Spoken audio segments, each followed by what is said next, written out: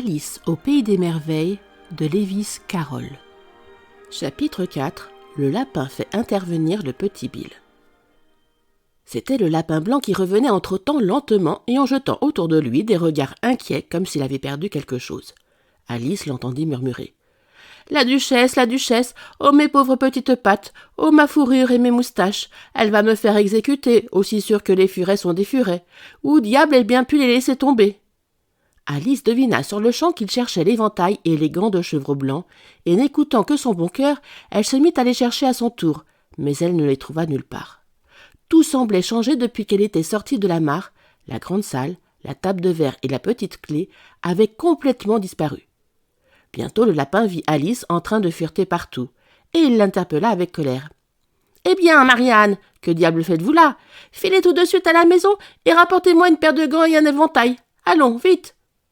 Alice eut si peur qu'elle partit immédiatement à toutes jambes dans la direction qu'il lui montrait du doigt, sans essayer de lui expliquer qu'il s'était trompé.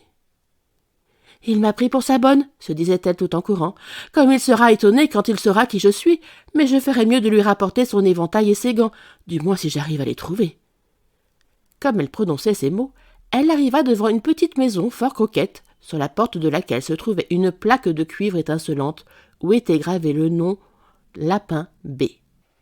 Elle entra sans frapper, puis monta l'escalier 4 à 4, car elle avait très peur de rencontrer la véritable Marianne et de se faire expulser de la maison avant d'avoir trouvé l'éventail et les gants.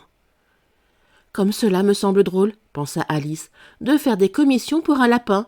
Après cela, je suppose que c'est Dinah qui m'enverra faire des commissions. » Et elle commença à s'imaginer ce qui se passerait. « Mademoiselle Alice, venez tout de suite vous habiller pour aller faire votre promenade. »« J'arrive dans un instant, mademoiselle, mais il faut que je surveille ce trou de souris jusqu'au retour de Dinah pour empêcher la souris de sortir. »« Seulement, continua Alice, je ne crois pas qu'on garderait Dinah à la maison si elle se mettait à donner des ordres comme cela. » Elle était arrivée maintenant dans une petite chambre bien rangée, devant la fenêtre de laquelle se trouvait une table.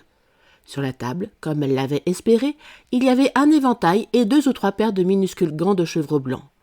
Elle prit l'éventail et une paire de gants, et elle s'apprêtait à quitter la chambre quand son regard se posa sur une petite bouteille à côté d'un miroir. Cette fois, il n'y avait pas d'étiquette portant les mots « Bois-moi ». Mais cependant, elle déboucha la bouteille et la porta à ses lèvres. « Je sais qu'il arrive toujours quelque chose d'intéressant chaque fois que je mange ou que je bois quoi que ce soit, se dit-elle.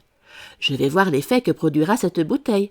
J'espère bien qu'elle me fera grandir de nouveau, car vraiment, j'en ai assez d'être comme à présent une créature minuscule. » Ce fut bien ce qui se produisit, et beaucoup plus tôt qu'elle ne s'y attendait. Avant d'avoir bu la moitié du contenu de la bouteille, elle s'aperçut que sa tête était pressée contre le plafond, si bien qu'elle dut se baisser pour éviter d'avoir le cou rompu. Elle se hâta de remettre la bouteille à sa place en disant « Cela suffit comme cela, j'espère que je ne grandirai plus. Au point où j'en suis, je ne peux déjà plus sortir par la porte. Ce que je regrette d'avoir tant bu. » Hélas, les regrets étaient inutiles. Elle continuait à grandir sans arrêt, et bientôt elle fut obligée de s'agenouiller sur le plancher. Une minute plus tard, elle n'avait même plus assez de place pour rester à genoux, et elle essaya de voir si elle serait mieux en se couchant, un coude contre la porte, son autre bras replié sur la tête. Puis, comme elle ne cessait toujours pas de grandir, elle passa un bras par la fenêtre, mit un pied dans la cheminée et se dit « À présent, je ne peux pas faire plus, quoi qu'il arrive. Que vais-je devenir ?» Heureusement pour Alice, la petite bouteille magique avait produit tout son effet et elle s'arrêta de grandir. Malgré tout, elle était très mal à l'aise et comme elle semblait ne pas avoir la moindre chance de pouvoir sortir un jour de la petite chambre, il n'était pas surprenant qu'elle se sentît malheureuse. C'était bien plus agréable à la maison, pensa la pauvre Alice. On ne grandissait pas et on ne rapetissait pas à tout bout de champ, et il n'y avait pas de souris ni de lapins pour vous donner sans cesse des ordres. Je regrette presque d'être entrée dans ce terrier. Et pourtant, le genre de vie que je mène ici est vraiment très curieux. Je me demande ce qui a bien pu m'arriver. Au temps où je lisais des contes de fées, je m'imaginais que ce genre de choses n'arrivait jamais, et voilà que je me trouve en plein dedans. On devrait écrire un livre sur moi, cela oui. Quand je serai grande, j'en écrirai un, mais je suis assez grande maintenant, ajouta-t-elle d'une voix désolée. En tout cas ici, je n'ai plus du tout de place pour grandir. Mais alors, pensa Alice, Est-ce que j'aurai toujours l'âge que j'ai aujourd'hui? D'un côté, ce serait bien réconfortant de ne jamais devenir une vieille femme, mais d'un autre côté, avoir des leçons à apprendre pendant toute ma vie, oh, je n'aimerais pas cela du tout. Ma pauvre Alice, c'est que tu peux être sotte, se répondit-elle. Comment pourrais-je apprendre des leçons ici? C'est tout juste s'il y a assez de place pour toi, et il n'y en a pas du tout pour un livre de classe. Elle continua de la sorte pendant un bon moment, tenant une véritable conversation à elle seule, en faisant alternativement les questions et les réponses. Puis, au bout de quelques minutes, elle entendit une voix à l'extérieur de la maison et se tut pour écouter. « Marianne, Marianne !» disait la voix. « Apportez-moi mes gants tout de suite !» Ensuite, Alice entendit un bruit de pas pressés dans l'escalier. Elle comprit que c'était le lapin qui venait voir ce qu'elle devenait, et elle se mit à trembler au point d'ébranler toute la maison, car elle avait oublié qu'elle était à présent 1000 fois plus grosse que le lapin, et qu'elle n'avait plus aucune raison d'en avoir peur. Bientôt le lapin arriva à la porte et essaya de l'ouvrir. Mais comme elle s'ouvrait vers l'intérieur, et comme le cou de la fillette était fortement appuyé contre le battant, cette tentative échoua. Alice entendit le lapin qui disait « Puisque c'est ainsi, je vais faire le tour et entrer par la fenêtre. » « Si tu crois cela, tu te trompes, pensa-t-elle. Après avoir attendu le moment où elle crut entendre le lapin arriver juste sous la fenêtre, elle ouvrit brusquement la main et fit un grand geste comme pour attraper quelque chose. Elle n'attrapa rien, mais elle entendit un cri perçant, un bruit de chute et un fracas de verre brisé, d'où elle conclut que le lapin avait dû tomber sur un châssis à concombre ou quelque chose de ce genre. Ensuite résonna une voix furieuse, celle du lapin en train de crier « Pat, Pat, où es-tu » Après quoi, une voix qu'elle ne connaissait pas répondit « Je suis là, pour sûr, en train d'arracher des pommes, votre honneur. »« Ah, vraiment, en train d'arracher des pommes » répondit le lapin en colère. « Arrive ici, viens m'aider à sortir de là. » Nouveau fracas de verre brisé. « Maintenant, dis-moi, Pat, que voit-on à la fenêtre ?»« Pour sûr que c'est un bras, votre honneur. » Il prononçait « bras. »« Un bras, imbécile, qui a jamais vu un bras de cette taille? Ma parole, il bouge complètement la fenêtre. Pour sûr que c'est bien vrai, votre honneur, mais c'est un bras tout de même. En tout cas, il n'y a rien à faire là, va l'enlever. » Cette conversation fut suivie d'un long silence, et Alice n'entendit plus que quelques phrases à voix basse de temps à autre, telles que « Pour sûr, j'aime pas cela, votre honneur, du tout, du tout. Fais ce que je te dis, espèce de poltron. » Finalement, Alice ouvrit la main de nouveau et fit encore un grand geste comme pour attraper quelque chose. Cette fois, il y eut 2 petits cris perçants et un nouveau fracas de verre brisé. « Combien ont-ils donc de châssis à concombre ?» pensa Alice. « Je me demande ce qu'ils vont faire à présent. Pour ce qui est de me faire sortir par la fenêtre, je souhaite seulement qu'ils puissent y arriver. Je suis certaine de ne pas avoir envie de rester ici plus longtemps. » Pendant un moment, elle n'entendit plus rien. Puis vint le grondement sourd de petites roues de charrette et le bruit de plusieurs voix en train de parler en même temps. Elle distingua les phrases suivantes. « Où est l'autre échelle? Voyons, je ne pouvais en apporter qu'une. C'est Bill qui a l'autre. Bill, amène-la ici, mon gars. Dressez-les à ce coin-ci. Non, faut d'abord les attacher bout à bout. Elles n'arrivent pas à la moitié de la hauteur nécessaire. Oh, cela ira comme cela. Ne fais pas le difficile. Tiens, Bill, attrape-moi cette corde. Est-ce que le toit supportera son poids? Attention à cette ardoise qui s'est détachée. Cela y est, elle dégringole. Garde là-dessous. » Grand fracas. « Qui a fait cela? C'est Bill, je pense. Qui va descendre dans la cheminée? Moi, je ne marche pas. Vas-y, toi. Si c'est comme cela, je n'y vais pas non plus. C'est Bill qui doit descendre. T'entends, Bill? Le maître dit que tu dois descendre dans la cheminée. » Ah, vraiment, Bill doit descendre dans la cheminée, pensa Alice. Ma parole, c'est à croire que tout retombe sur le dos de Bill.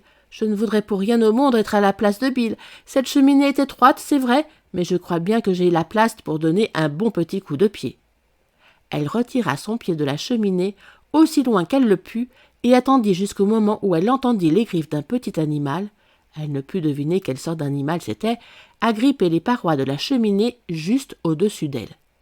Alors, en se disant « Voici Bill », elle donna un grand coup de pied et prêta l'oreille pour savoir ce qui allait se passer.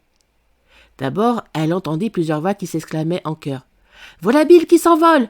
Puis la voix du lapin seul. « Attrapez-le, vous là-bas, près de la haie !» Puis il y eut un silence, puis à nouveau un chœur de voix confuses. « Relevez-lui la tête ! Un peu d'eau de vie maintenant ! Ne l'étouffez pas !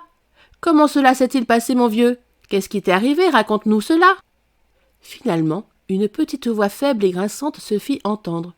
« Cela, c'est Bill, » pensa Alice. « Ma parole, je ne sais pas. Non, merci, j'en ai assez. Je me sens mieux maintenant, mais je suis encore trop troublée pour vous raconter. Tout ce que je sais, c'est que quelque chose m'est arrivé dessus comme un diable qui sort d'une boîte et que je suis partie en l'air comme une fusée. »« Pour cela, oui, c'est bien ce que tu as fait, mon vieux, » s'exclamèrent les autres. « Il va falloir brûler la maison, » dit la voix du lapin. « Si jamais vous faites cela, je lance Dinah à vos trousses, » s'écria Alice de toute la force de ses poumons. Un silence de mort régna aussitôt et elle pensa. « Je me demande ce qu'ils vont bien pouvoir inventer à présent. S'ils avaient pour 2 sous de bon sens, ils enlèveraient le toit. » Au bout d'une minute ou deux, ils recommencèrent à s'agiter et Alice entendit le lapin qui disait « Une bruitée suffira pour commencer. » « Une bruitée de quoi ?» se demanda Alice. Mais elle ne tarda pas à être fixée, car une seconde plus tard, une grêle de petits cailloux s'abattit sur la fenêtre et quelques-uns la frappèrent au visage. « Je vais mettre un terme à tout cela, se dit-elle, et elle s'écria « Vous ferez bien de ne pas recommencer !» ce qui amena à nouveau un silence de mort. Alice remarqua dans son surprise que les cailloux, aussitôt qu'ils tombaient sur le plancher, se transformaient en petits gâteaux et une idée lumineuse lui vint.